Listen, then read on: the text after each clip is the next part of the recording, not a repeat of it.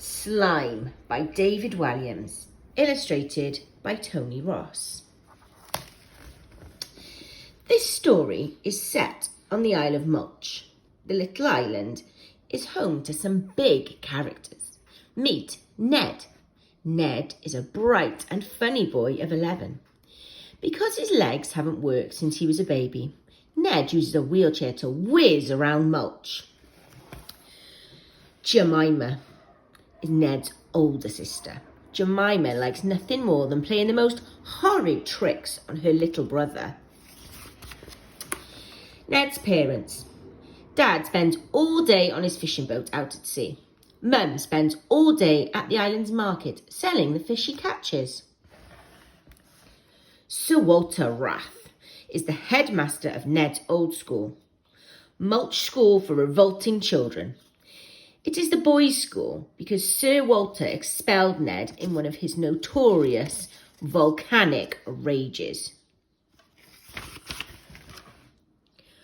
Mr. Lust is the deputy head of Mulch School for Revolting Children. Day and night he lusts after the top job, that of headmaster. Edmund and Edmond Envy run the only toy shop on the island, named Envy's Emporium. The terrible twins loathe children for the simple crime of being young and send the poor mites fleeing from their shop in floods of tears. Madame Silenzio Sloth is the world's laziest piano teacher. The lady is paid good money to give piano lessons to children. However, all she does is snooze on the sofa as she blows off thunderously. Captain Pride is the island's park keeper. The public park is the ex-army officer's pride and joy. So much so that absolutely no one is ever allowed to set foot inside it, especially not nasty little children who will trample on his precious grass. Glenn and Glenda Glutton own the only ice cream van on the island, Glutton's Glaces.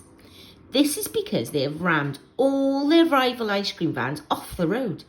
The married couple are thieves who snatch children's pocket money and then speed off without giving them ice creams. Instead, the evil pair scoff all the ice cream themselves.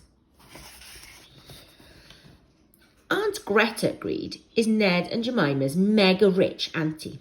She owns the Isle of Mulch. The grand old lady lives alone in a castle high on a hill that overlooks the entire island. All she has to keep her company are more than 100 cats, all called Tiddles. Gigantic Tiddles is Aunt Greta's heftiest cat. She is the size and weight of a bear and infinitely more fearsome. And last but not least, Slime. Oh yes, Slime is very much alive. It is a creature with powers to change shape or trans-slime into anything and everything. But is slime a force for good or evil? You must read on. Raj, the newsagent, does not live on Mulch. That's a shame. I was looking forward to being in the story. Prologue. A brief history of slime. Slime is one of the greatest mysteries of the world, if not the greatest. It beats the creation of Stonehenge, laughs in the face of the power of the pyramids, and takes a giant slimy plop on the Loch Ness Monster. Slime. What is it? Where is it? Who is it? How is it? And why is it? Children demand to know where slime came from, and grown-ups are desperate to know if it is ever going back. For the first time in history, the legend of slime can finally be told. All will be revealed in this book, which might be the most important book ever written. Some experts believe that slime dates back billions of years. The theory is that when Earth was created, it was nothing more than a sea of slime. Out of that slime came more slime, and out of that slime came more slime. Then, of course, out of that slime came even more slime. It remained buried under the earth for billions of years, until now. Others suppose that at the dawn of time, a giant meteor of slime crash-landed into the earth. On impact, billions of gallons of slime exploded into the air, covering every living thing in thick slime. That explains why dinosaurs died out. They got slimed. Note: a real word you will find in your Williams Dictionary, the world's #1 dictionary. There is another theory that many years ago, slime-based aliens from a slime-based planet, the planet Slime, flew in a slime-based spaceship to the Earth. Once on Earth, they taught ancient civilizations all about slime, how to construct buildings out of slime, the best recipes to cook with slime, and most importantly, how to make socks out of slime. Then the slime-based aliens got in their slime-based spaceship and whizzed back to their slime-based planet, the planet Slime, and they never came again. But they left the secret of slime with the human race, so children could torment grown-ups with it forever. The truth is rather different. Slime was actually created more than 50 years ago on a remote island, the island of Mulch, to be precise. It is situated in the middle of the great northeast-southwestern sea, between the islands of Twaddle and Stench. How do I know this? Because I just made it up. Ned's family home. Port, sea. Madame Silenzio Sloth's home. Envy's Emporium. Market. Ruins of the old fort. The park. Mulch School for revolting children. Glutton's Glacis. Moat. Kitty Litter Castle. Chapter 1. Mulch. The little Isle of Mulch was home to less than 1,000 people. 999 to be precise. I told you it was less than 1,000. One of these 999 people was a boy named Ned. Ned wasn't short for anything. He was just called Ned. Ned was 11 years old. He'd been born on Mulch and, like most islanders, had never left.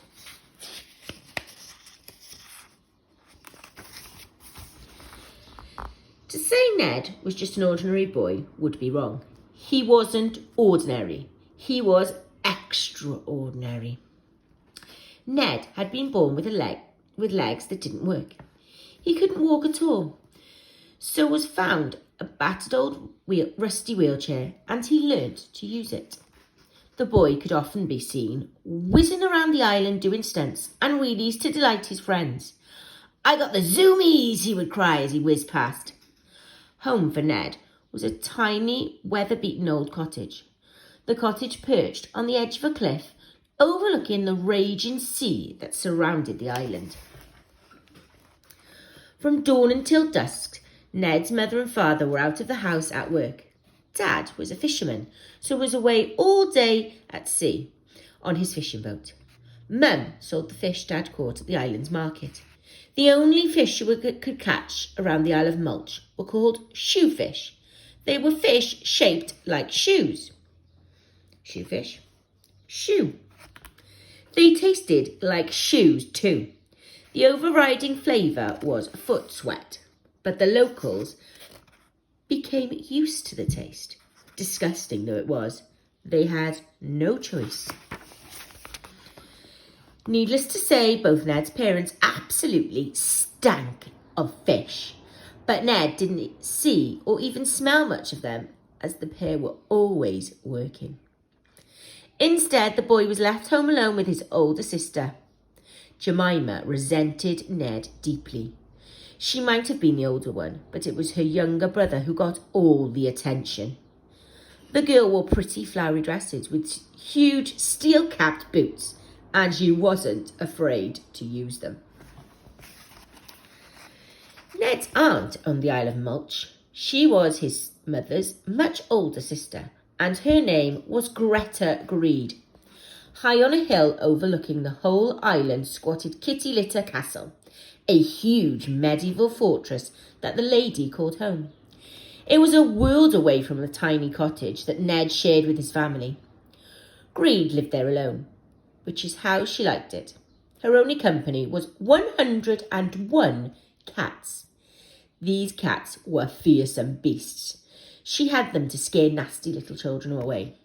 The lady loathed children, especially her poor nephew, Ned. Aunt Greta never, ever did a thing to help him. For her children ruined her Isle of Mulch with their games, their chatter, and worst of all, their stench. Aunt Greta should be the last person to complain about a smell, as she stank of cat pee. Because Aunt Greta owned the entire island, she had power over all those who lived there.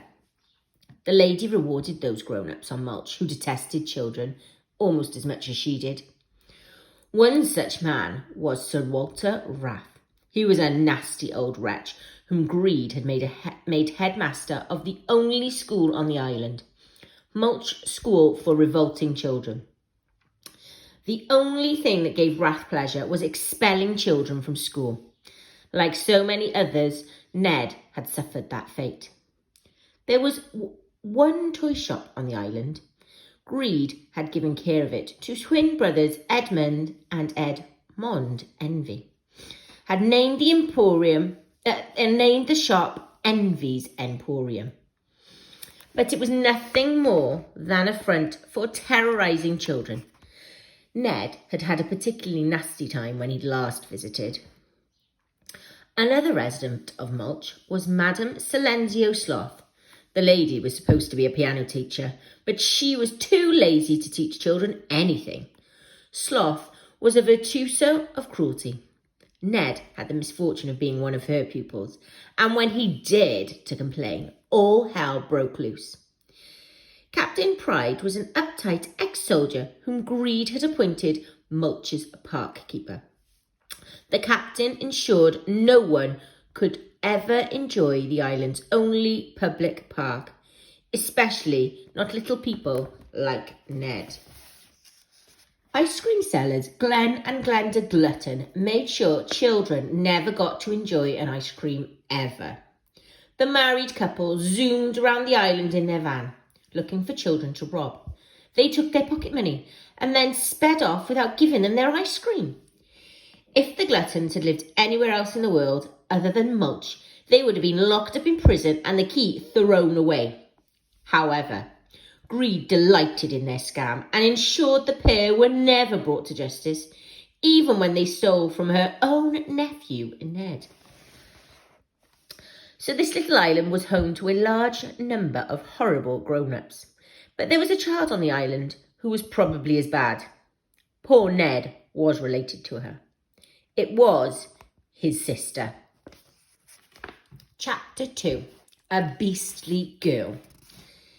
Ned's sister, Jemima, liked nothing more than playing horrid tricks on her little brother. Tricks that made the girl snigger to herself all day long. Tee-hee-hee. It wasn't a nice snigger. It was a nasty snigger, as if she knew she was beastly. Tricks were all absolutely foul. Dropping wiggly-waggly worms down the back of her little brother's pyjamas. Yikes!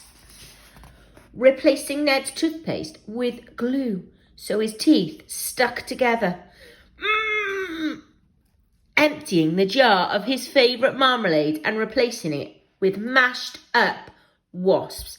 Yuck! Painting everything in her little brother's room bright purple. The walls, the floor, the ceiling, his toys and clothes, even his pet gerbil. No! hiding a big furry spider at the end of his bed, so it nibbled at his toes. Ah! Yow!